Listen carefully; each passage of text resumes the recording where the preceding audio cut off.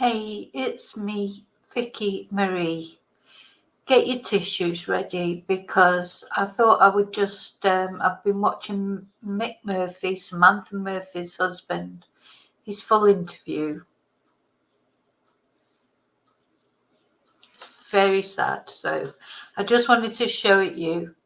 All our love goes out to Mick and the family. Let's hope Samantha's brought home soon. But anyway, I wanted to show it to you, and also the vigil that's taken place over the three, for the against violence against women, for the three women that have been killed in Ballarat over the last couple of months, or in or around Ballarat. So just get your tissues ready because I have to warn you, it's quite sad.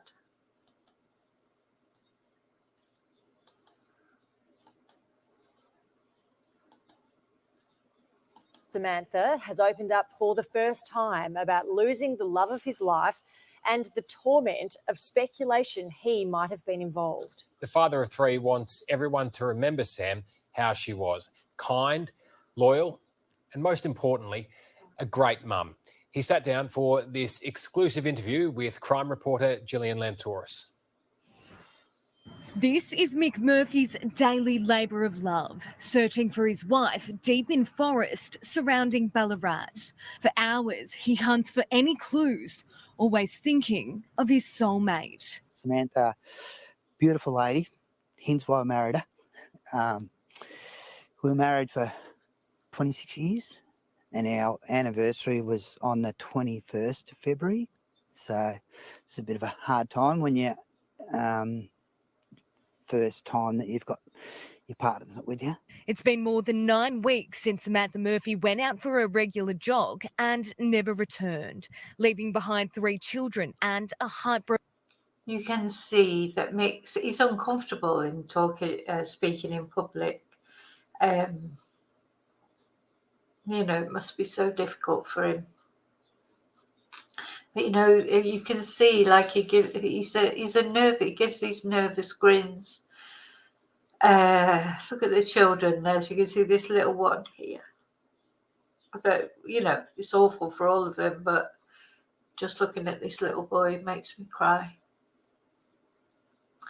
And anyway, at least they've got their dad. I think they've got a good dad as well. It feels like that anyway. Broken husband. For someone so good to be gone out of the community is, pretty hard.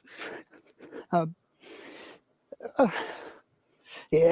a husband, she's always good to us and good mum. For the first time, Mick recounts the morning his life changed forever. When he began worrying, something bad had happened. I give her a call and there was no answer on her phone, went straight to message bank, and that's when I thought, that's odd. That's very odd, because she has her phone and her watch fully charged before she leaves. After days of searching turned to weeks, Samantha still hasn't been found. Her disappearance has shocked people across Australia, but particularly here in Ballarat, where the couple have called home since first meeting at Mick's favourite pub in nearby Gordon. We were friends for quite a period of time, and then one thing led to another. We moved in and, and sold one house and renovated another house and sold that, and then Jess come along. A few years down the track, Millie come along, and then Liam popped up, and life was really good, and then, this comes into our lives. He's a grieving husband, but for weeks after... I do feel it does feel so very unfair, because it's like they're coming to an age. I mean, they're not old by any means, like Samantha's 51, but probably, over the next few years, they got to a position where they're comfortable, aren't they, in their lives? Their children are getting older. They're probably thinking maybe in another 10 years it'd be time to slow down a bit, enjoy what they've worked for. They've worked hard all their lives, and now it's just completely, just completely changed everything. And where does he go from here? But you see, life goes on. Life has to go on. After his wife vanished, Mick was also a suspect. I'd had verbal abuse, and then social media and all that sort of thing. Not that I go near it, but there's, you know, it was pretty confronting. You start second guessing yourself. You know that you've done nothing wrong. This whole scenario, you wouldn't wish it on your worst enemy. 22-year-old Patrick Stevenson has no connection to the Murphy family. Well, He was arrested in March and twonk alert, if I'm doing this on a premiere and you've got, if you're a member and you've got the what a twonk emoji, we should all, whenever we see a twonk like this, I'm, you know, I don't know, I'm sad, but also I'm so angry with this boy, so angry. Just horrible, horrible person. charged with the 51-year-old's murder. Once they told me that they arrested the accused, I was, a big relief. 9 News has been told he isn't cooperating with detectives. Mick says he has every faith in those detectives on Samantha's case. Police admit the search for Samantha is complex. They have hundreds of tips from the public to work through, along with mobile phone data and the vast and difficult terrain they have to look through. Investigators say there is a number of targeted searches planned for the coming weeks. Mick. So that's very interesting, isn't it? A number of targeted searches planned over the coming weeks. So they're not giving up. Knows the heartache is a life sentence, but he lives in hope that the ongoing search will bring Samantha home. Kind, caring, loyal, offer a help to anyone at any time. So that's, and always smiling and happy, and, you know, so that's just what people to remember Sam, how she was. And Gillian Lantouris joins us now. Okay, so this is the vigil now. So there was a vigil held in Ballarat for the 3 murdered women. From Ballarat, Jill, locals are gathering there for a vigil in memory of 3 murdered women. It is a show of support for the community, for the victims' families. Yes, Alicia, women, men and children marched passionately through the streets of Ballarat this evening, all in a memorial of the 3 women allegedly murdered at the hands of men in Ballarat since February this year. That is Rebecca Young, Hannah Maguire and, of course, Samantha Murphy. It was quite emotional as they were walking through the streets. It was all completely blocked off. I did speak to one of the local councillors a little earlier. Take a listen. Incredibly impressed. It is so lovely to see so many men there as well as women. You know, it's so emotional, this. I can't believe how emotional it's making me. Because this isn't only for these 3 women. It's not only for Samantha. It's not only for Ballarat. It's not only for Australia. This is a worldwide thing. It's just every day, all over the world. I'm proud of our community for turning up in numbers, and I'm hopeful that will be an amazing show of support to family members. Alicia, they truly want to stamp out any violence against women. I have spoken with Mick Murphy this evening. He says he is somewhere in the crowd and he is really appreciative of everyone's support, particularly this evening. Alicia, Tom.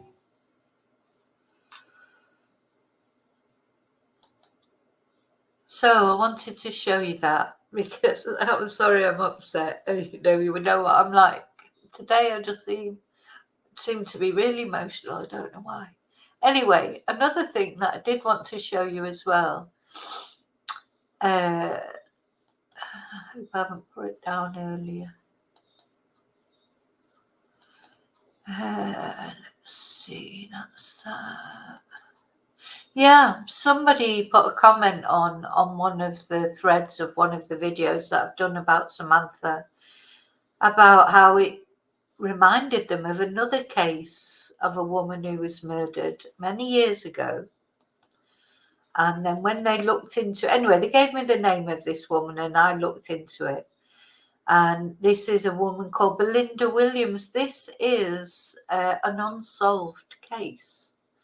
So on the 25th of June in 1999, so over 20 years ago, Belinda Williams was entertaining guests at her home in Elizabeth Street in Buninyong, just short of Ballarat. Just south of Ballarat in Victoria, Australia. So here she is. This is Belinda. Her daughter Mietta got out of bed and went into the lounge room because she'd been scared of the dark. Belinda comforted her daughter and tucked her back in bed. She then promised to lie down with her after their guests had left. At 9:30 p.m, Belinda said goodbye to her guests as they left the house. At 10 p.m, she attempted to call her estranged de facto partner. And when Mietta, her daughter, woke up the next morning, her mother was missing. So the investigation, no possessions had been taken. Belinda's car was still in the driveway. There were no signs of forced entry. Belinda's bank accounts remained untouched. On the 6th of July 1999, 11 days after her disappearance, a couple of local bushwalkers discovered Belinda's body on the Mount Buninyong access road. She was wearing only a nightshirt and dumped in scrub on Mount Buninyong. No effort had been made to hide the body. An autopsy revealed that Belinda Williams had been strangled. Police believe that Belinda Williams knew her killer. They have a suspect, but there is lack of evidence. A coroner's inquest was held in 2005, but found that police had no further viable avenues of inquiry. In December 2007, police announced a $1 million reward for information. $1 million. But the case remains unsolved. So I know I have a lot of people who watch from this area. So if you know anything about this case, time's gone on now, loyalties change, people die, fears recede, fears of saying something. There's got to be somebody out there who knows something, and anyone with information is urged to contact Crime Stoppers on 1800 333 000. So it seems like they know who did it, or they have a suspect. It could be a estranged boyfriend. It might not be. It might be a new boyfriend. We have no idea who the suspect is. But all I would say is, for all of you out there that are in that area, if you do know anything, please, tell the police. You can be anonymous. She has a daughter. Her daughter is now 25, I think. Oh, that's right. So I also found, I found something else about it as well. Let's see. I found a Facebook post. Oh gosh, I hope I'm going to be able to find that. Let me just, because it's quite heartrending. Let me just find it again. Because although, yes, many years have passed, but Belinda's daughter, oh, that's right, it was on Ballarat's Facebook. Let me see. Sorry, I should have organised this earlier.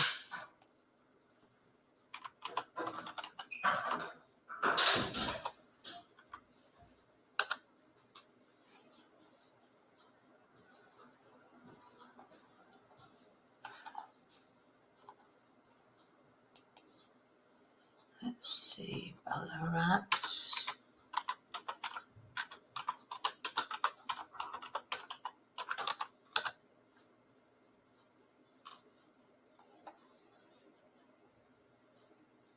Here we are, I found it.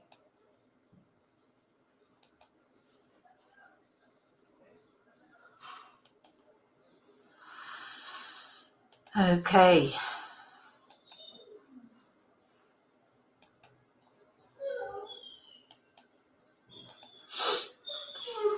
If you think so this was in 2016, but I think it still resonates.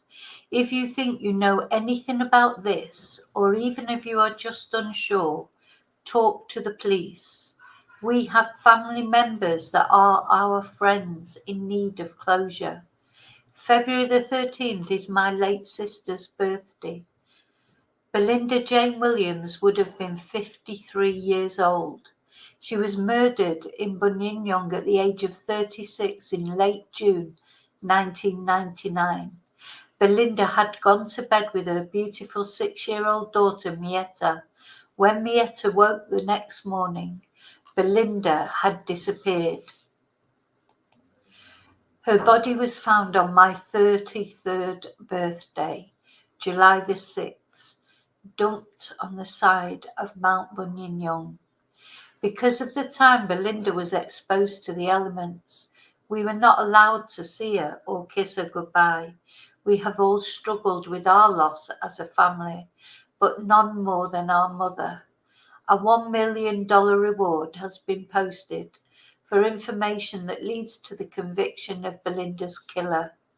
If you have any knowledge that will assist Vic Paul in making a prosecution that will assist a mourning family and a mother who grieves every day, then please call Crime Stoppers on 1-800-333-000. The reward could change your life. $1 million. If you're out there and you're wondering whether you should give whatever information it is you have over to the police, if you're thinking about nothing else, think about the reward. It will change your life. It will bring some comfort, some cold comfort to a family. So a conviction might help Belinda's family to live ours. Yeah, the reward could change your life, and a conviction might help Belinda's family to live ours. Mietta is now 23, a beautiful young woman of whom we're all so proud. Mum, I'm going to cry again. This post is for you with love. So this is her sister, Kylie Rose, making this post. Well, I don't know if her sister's called Kylie Rose or it's Kylie Rose who's posted this.